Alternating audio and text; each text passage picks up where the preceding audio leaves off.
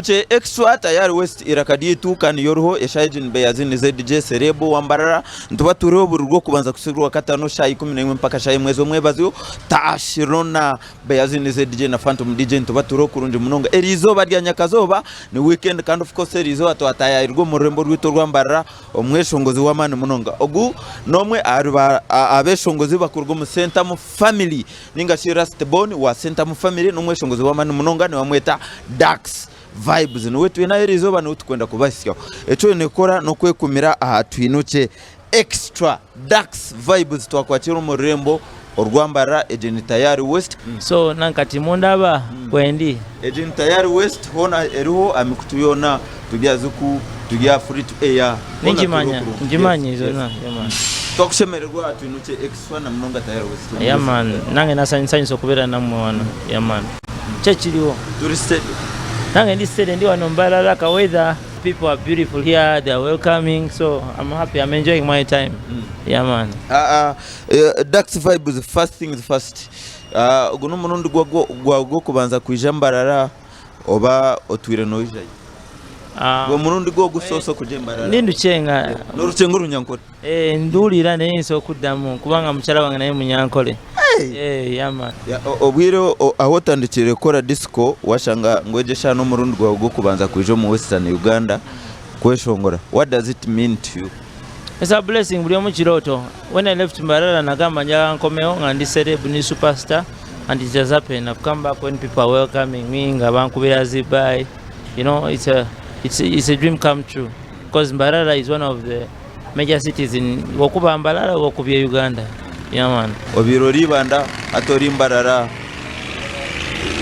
vibe yibande kege. You see nowadays performing ibana nenelabira ntino performing ibana nowadays nduzam performing Kampala because all my songs are known, people are enjoying vibe munji receiving so chance nyusiza ntino music wange ya cutting across ya crossing borders eze mu Buganda nezigenda mu West North so chawade chakabitwa nyumidwa nnyo nelero tugenda nyumirwa nnyo. Yeah man. Center mu family nemwe mu family omuyangereri ya Uganda eri kusinga yo kumanywa nkabeshongoza abantu abari talented twara Dax vibes tukareba Mick Wine tukareba Bobby Wine tukareba Eddie Away I had some time with Irene Kayemba sometime back nkafuna interview one on one with her. Yeah. What does it show to the country? What does it teach the country? No, it teaches that maybe when a family ebintu ebitambulira musaayi ate kati omu wachikuba abera asokuyamba batandiza bweziveyo because never I don't know if my circle ne bagana nga bayimbi nande badenga nkola mu bank okitekera but nakulanga emizindalo wejiri studio weziri so it helped me to discover my talent very fast okitekera so family ndache zino kola ntino mwino okuzula obusobozi bwa mwinzo kubera muli wa good actors wa good bankers ngaba yindi ntino omu abera successful mu business emu na musomesa abana. Yeah. Enyimba zo zikuba wano ruyimba ro ne Avapeace recently I had some time with Avapeace twaganira cheshongoro chawe na Avapeace ruina terugase kugwe nga brand kuba Avapeace akusanze mu disco longasiza nnyo nguzemu motoka mfunye mu sente ngoze mu enviri kati no quality sije na ina lyo segera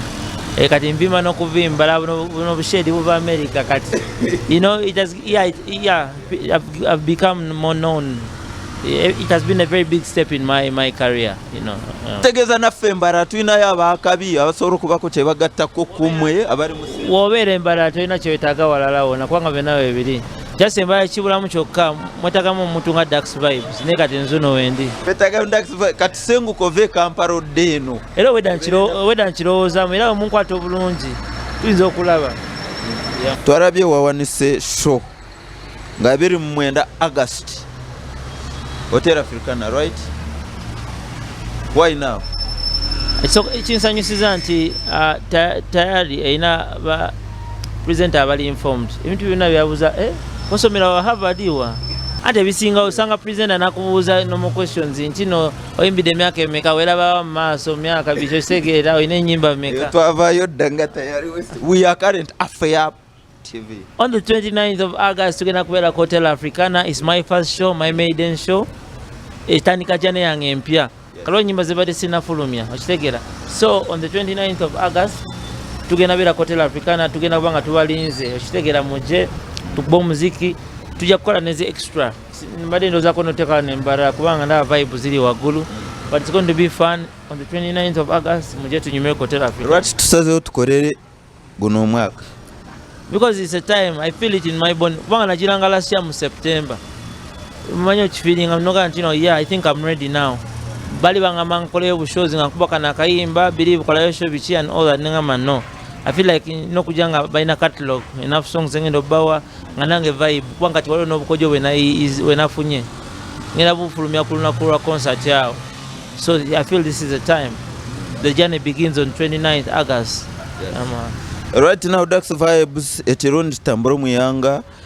copyright ro simanyi abayimbi mwino kufuna copyright ro ebire gazetted right now iwe tinkumanya oba omustruggle yo kuronda copyright ro obodi njirimu naye nze ndowooza abamu ku bagigoba bali tusibaka wanyu. I don't think the government will give us copyright law because if the copyright law is amended tujja kubeera rich kati I have songs iziri popular nowadays and banefuna nesene nga size na performing okitegeera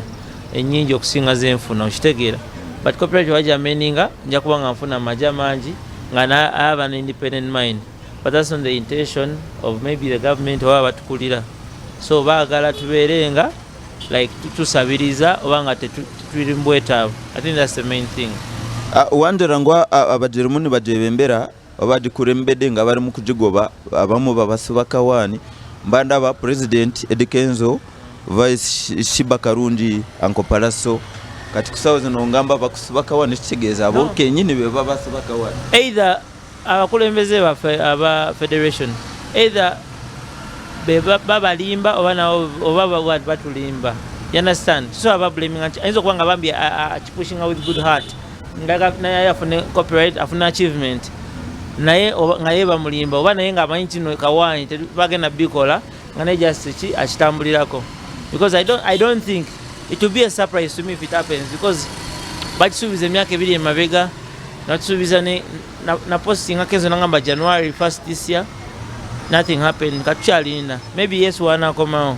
Your last word to our viewers na munonga abagizi bawe bakurwa muri burenje bwiza babaciga abanyankora abanyora abatoro na munongo baye kagambo ka mweru na munongo murimo ruba kucenga bye bye ni mbakunda munonga okwe Dax Vibes no mombesho ngozi abafonero mugisha go kweshongora hona bye bye ni babakunda